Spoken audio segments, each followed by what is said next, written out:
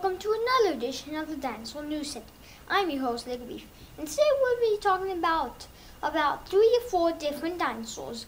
First one we're starting off with is mimorpelta, a cousin of Pachysephlysaurus, which I am now holding in my hand. As you see, I don't have an actual size, but I have a mini version. Well, he has a brown top, he has spikes on top, like kind of a stegosaurus, but then he has the blue bottom. This mimorpelta is a relative of Pachysephlysaurus, and so has the bony club tail at the back. It had spikes near his head and had like triangular knife pieces coming out of its head. And so he was I don't have a lot of information on mimorpelta, but I do know he wasn't that big. I do not have a drawing of mimorpelta. I will be sure to get one soon. But we will do a mimorpelta scan right now. Alright, here we go. Wait, who was I talking about again? Alright, mimorpelta. Mimorpelta is a very small cousin of Pachysephlysaurus. Even though he was relatively tiny in size, he could still defend himself with its bony club and his armor was very protected. He almost had no weak spots. So that's some mimorpelta information from that book. So again, this is mimorpelta. We'll be talking about 3 or 4 different dinosaurs. Mimorpelta was not in any of the DVDs I have as far as I can remember. The second dinosaur we will be talking about is pachysephlysaurus. As you see, I do have a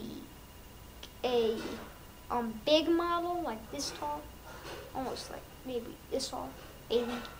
But this is my mini version. He is green with a blue bottom, just like mimorpelta.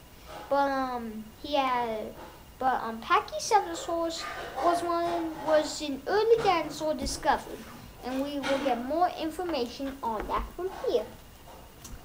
Pachysephlysaurus was not a very tall dinosaur. It almost had no weapons. The only weapon the Pachysephlysaurus used in his time period was its bony drill.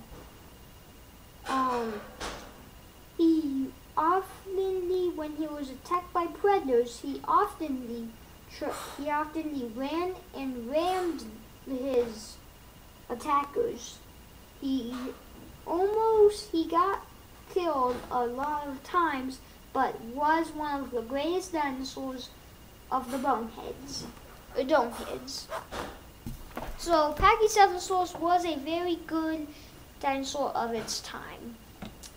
Dinosaur we will now be talking about, which will take at least 3 minutes, is Spinosaurus, the biggest predator ever discovered. Now I do have another model of him. I just don't want to get it. Alright, my bin is downstairs of him. But as you see, Spinosaurus was a very big dinosaur. He was in this documentary.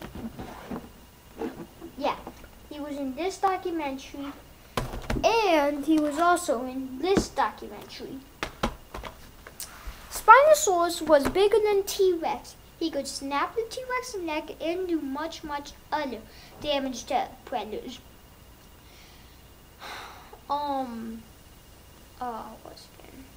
Spinosaurus often hunted in rivers where he hunted giant prehistoric sawfish called, I forgot what the actual names are. They weren't just called sawfish, but they were prehistoric sawfish at least 2 times bigger than the ones today. They were at least 20 feet now, as the ones that live today are 10 feet. This sawfish was often killed by the Spinosaurus fishing in the river. The Spinosaurus uses long snout to grab it. Spinosaurus can be very wasteful. And he also uses its claws to kill its prey. That he leaves most of the scraps in the riverbed where he hunted, which predators took advantage of. Spinosaurus eventually died out in its time, but he wasn't the only biggest predator of its time. Mostly, Spinosaurus was often a good hunter and often attacked alone. He attacked Tyrannosaurus and the other dinosaurs of its time and other sea creatures. Now we will be talking about this different dinosaur that lived at the same time of Spinosaurus, but he was much smaller. His name was Rugops. Rugops is no predator, just a natural born scavenger. Now I do have a picture art of Rugops. Oh, I almost forgot. Before I show you my Rugops art, I want to show you Spinosaurus. That's him, down here, the yellow one. That is Spinosaurus. Now I will show you Rugops. This guy. This one. That's Rugops. Right there. But now to get back on with information about Rugops. Oh my god. Aha! Already found it. Rugops was a very small predator. He often took advantage of Spinosaurus scraps that Spinosaurus hunted. Rugops sometimes hunted in packs. A pack of Rugops maybe could kill one single Spinosaurus, but also not two. Rugops is no predator, just a natural born scavenger. He lived off the scraps of other dinosaurs and other food he could find. Rugops was not the top predator of its time, definitely not. But Rugops is still a known dinosaur, and we do not have a complete skeleton of him. That's all the time we have for Rugops. Oviraptor, we will talk about him in the next part of the Dinosaur News Center. But as for this part, last dinosaur we will talk about will be something I have not drawn. Who could it be? Aha! We will do Pachysephlysaurus, which is a very common dinosaur. Not as common. I didn't know about this dinosaur for a long time. But anyway, we will start with showing you some dinosaur documentaries in the next part.